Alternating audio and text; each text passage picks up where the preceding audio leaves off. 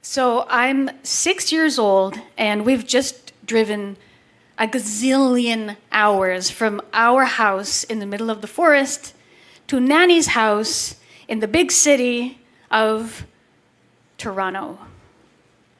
Nanny is my mom's mom, but she doesn't like to be called grandma because she thinks it sounds old. So I call her Nanny. Nanny is my favorite person in the entire world. So my dad parks the car, and I fling open the door, and my mom says, "Watch out for cars." It's because we're from the country, and I'm not used to the city. I'm not used to the traffic and the sirens and the tap water. It tastes like a swimming pool. I spit it out the first time I drank it. I thought it was poison. So my dad takes the suitcases, and my mom, who's pregnant with my little sister, helps my 2-year-old brother out of his car seat, and we all head to the 14-floor apartment complex where Nanny lives. Now, naturally, I get to push all the buttons. So the first button is to buzz her apartment, and then she pushes this magic button in her place, and the door magically unlocks. And then I run to the elevator, and I push the up button. And then when we're all inside the elevator, I push number 14 to get up to the 14th floor where Nanny lives. And the elevator lurches, and my stomach feels like it's sinking as we go up, up, up. And then the doors open, and I jump out, and I turn left, and I race as fast as I can down the hall. And at the end, there she is. Great big smile, arms open wide, and her hug is as sweet as honey. I love visiting Nanny for so many reasons. First of all, she always has a present for me. This time, it's a little outfit for my Barbie doll and some chocolate coins. But that's not the only reason. I also love watching TV at Nanny's place. City TV. There are so many channels, and there's always one I can find that has Sesame Street on. Nanny's place smells way better than our place. Our place smells like cat pee and mold and sawdust, but Nanny's place, it smells like strawberries and cake, and the whole place is pink. Even the walls, the wallpaper, it's like pink stripes, and there's a pink couch, and all of her clothes are pink. But the main reason I like visiting Nanny is because when Nanny is with me, I feel safe. When Nanny is with me, bad things don't happen. When Nanny's here with me, my dad smiles and he speaks softly and gently and politely. And I know he's just pretending, but still, when Nanny's with me, I don't feel afraid of him. So in the late afternoon of that day, Nanny brings out this big barrel of wooden blocks for me and my brother to play with. And she dumps them out in the middle of the living room floor. And then she goes into the kitchen to make us some dinner. So my brother and I get to work, and I am building a magical bridge that is for Care Bears and My Little Ponies. And it's great, except my brother knocks it over. And then he steals the skinny green block that I need for the bridge. So I just reach out and take it. He's only 2. And of course he screeches, and my dad looks over at me, and he says, "Nisha, just don't be yourself." And it's just words, mean words, but just words. And yet I feel this pain inside my chest. It's as if my chest has like smoke in it. And pretty soon after that, Nanny calls me and the family in for dinner, and she's made our favorite meal, which is macaroni and cheese, but it's hard to eat because it hurts to swallow because I'm trying not to cry. And it just doesn't taste right. It's kind of waxy and weird. And when it's time to go to bed, I can't fall asleep. And I listen to the adults all talking. And then I wait until it's quiet and they've all gone to bed. And then I get up and I sneak into Nanny's room. And Nanny is standing at her bathroom sink, and she's wearing a long, flowing pink nightgown, and she's putting her false teeth into a glass of water. And she looks over and sees me, and her face lights up, and she says, "Oh, my darling, you can't sleep?" So we tiptoe into the kitchen, and she makes me a mug of warm milk with honey in it to help me sleep. And she lets me sleep with her that night. And she's so warm and cozy. And I don't tell her about what my dad said. I'm not sure if it's really a thing to tell, even. It's just words. And what if they're true? So I cuddle in close to Nanny, and she falls asleep, and I just listen to her breathing. It's very rhythmic, soft, with a little pop. When I'm 8 years old, Nanny decides she's going to take me and my brother and sister to her cottage in Muskoka for 1 week each. So I get an entire week with Nanny alone. This is paradise. She makes the best sandwiches with white bread and Kraft cheese slices and ham. We play crokinole and croquet. We go on a little steamship tour, like a heritage steamship thing. And I swim in the lake every single day. Nanny sits at the front of the dock in her little lawn chair and her big sun hat, and she chants, 1 for the money, 2 for the show, 3 to get ready, and 4, 2, go! And that's when I run along the dock and jump into the lake. The neighbors are also at their cottage, and they come over to say hi. There's a man called Michel, and he has a little girl called Sophie. She's only 2 years old, but we splash around together in the shallow part of the lake while Michel talks to Nanny. And then Michelle asks if I would like to come over for a little bit. Nanny asked me if I would like to do that.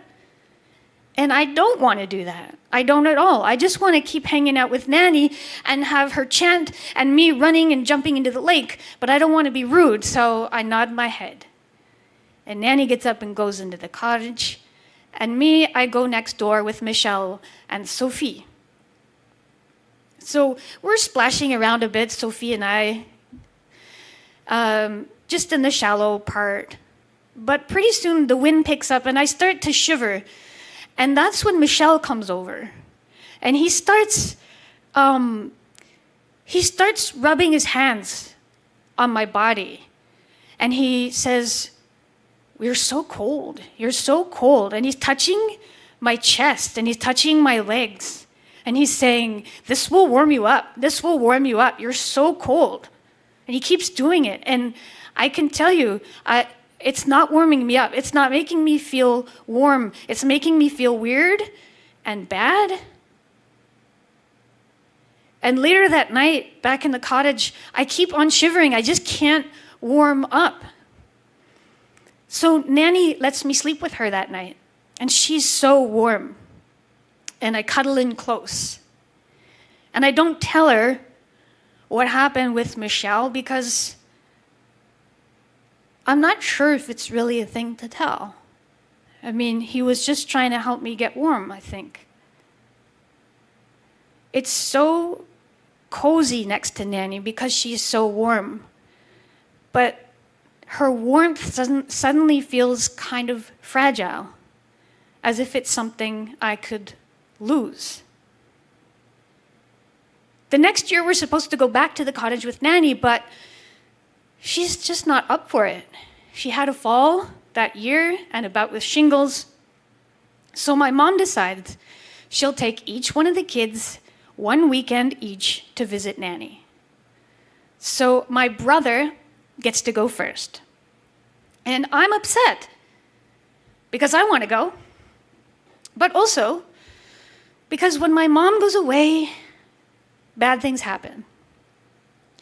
And not long after she leaves, I watch the dust in the driveway as her car pulls out of the driveway and onto the dirt road. And I feel this dread kind of sinking in. And pretty soon after that, my dad, he gets into his truck and he drives away, and he doesn't tell me where he's going. And he doesn't come back. And it's time for bed, and he's still not back. So I go to bed, and in the middle of the night, the phone rings. Now, this is a thing that used to happen, right? The middle of the night phone call. We don't get those really anymore because we can turn our phones off. Very grateful for that function, in fact. Because no one's calling you in the middle of the night to tell you something awesome, are they? So I stumble out of bed, and my head is heavy with fatigue, and I answer the phone, and I hear my dad's voice. Nisha, I'm at the police station, and the police are my friends. Now, I know that he's drunk and in jail and that the police are not his friends. But I don't know what to do, so I just say, okay. He loses his license as a result of that fateful night. So when my mom takes my sister to visit Nanny on another weekend, he can't go away to drink, so he drinks at home. And he binge drinks the first night. And the next morning, he is hungover, irritable, and unfortunately, he's lying on the couch in the living room, which is a very communal area. So my brother and I are trying very hard to be quiet and stay out of his way and not do anything to set him off. But my brother does something, I don't know what. All of a sudden, my dad is running into my brother's room. I hear him scream. I hear a crash. I hear him scream again, another crash. And I run over to my brother's room and stand in the doorway, and my dad is going after him again. But then he sees me there standing, and he kind of snaps out of it. And he comes towards me, and he kicks me out of the way. Not hard, but kind of like if there was a piece of garbage in your path. And then he goes down the hallway and down the stairs and into his room and closes the door. I don't tell anybody about this. I don't know if it's a thing to tell. I don't know what's normal. I truly don't. And it's not like we have broken bones or anything. It's not like we're in the hospital. And it's not like it's bad all the time. It's not bad every day. What's bad for me is knowing that something could happen at any moment. That's what's bad. That's what kind of follows me around like a cloud of smoke.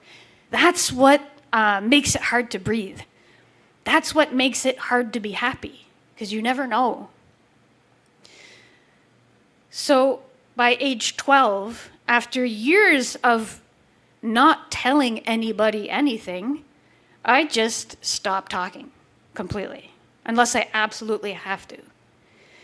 And I don't want to go to school anymore, and I don't want to go anywhere anymore or do anything because I don't see the point. And one evening, the phone rings again, and it's Nanny, and she's calling to talk to me. And she says to me, you've always loved the violin. Is that something that you would want to learn? Because if so, I would like to pay for your lessons. And she is blowing my mind right now because I have always loved the violin. Ever since I saw someone playing the violin at age 5, I was mesmerized. It was such a magical thing to do. But since my parents could never, they could barely afford food most of the time. So violin lessons were never in the realm of possibilities. I had never even considered it, but now I could try. And so I started taking violin lessons. And it was as if I was made for that instrument. And I don't know how she knew I needed that because I didn't tell anyone what I was feeling, but somehow she did. And I play and play and practice.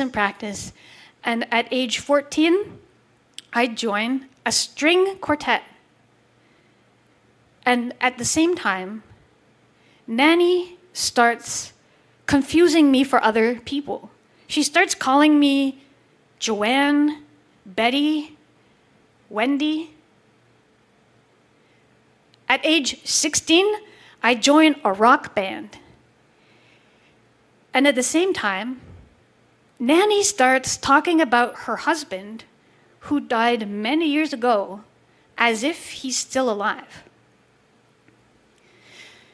When I'm 18, I win a music scholarship.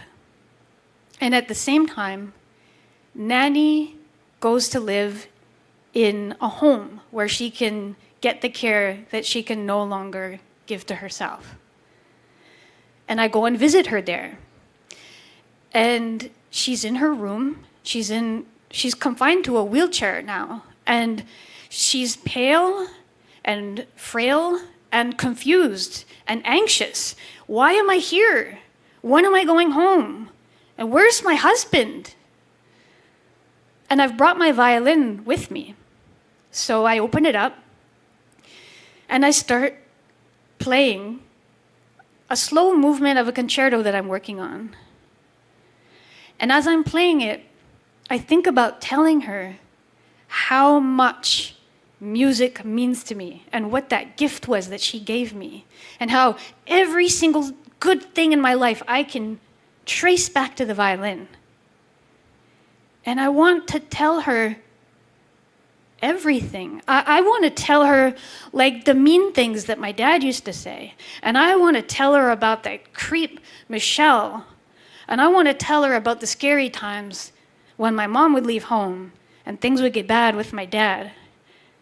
But I want to tell her that the violin gave me my voice and my confidence back, and that I stood up to my dad and I'm not afraid of him anymore. All of those things were things to tell. And I want to tell her all of those things. But when I finish the piece, she smiles politely and she says, "Very nice, dear." She does not know who I am. I am just some random person playing the violin for her.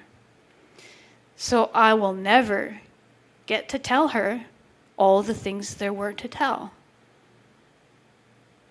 That's why I'm telling you instead. What I can say is that she would not want this to be the way that I remember her, the last years of her life. That's not how she would want me to remember her or you to remember her. So let's go back to the beginning. I'm 5 years old and I push number 14. The elevator door closes and the elevator lurches and my stomach feels like it's sinking as we go up, up, up. And doors open and I jump out, I turn left and I race as fast as I can to the end of the hallway, and there she is, a great big smile, arms open wide. Her hug as sweet as honey. My favorite person in the world, Nanny.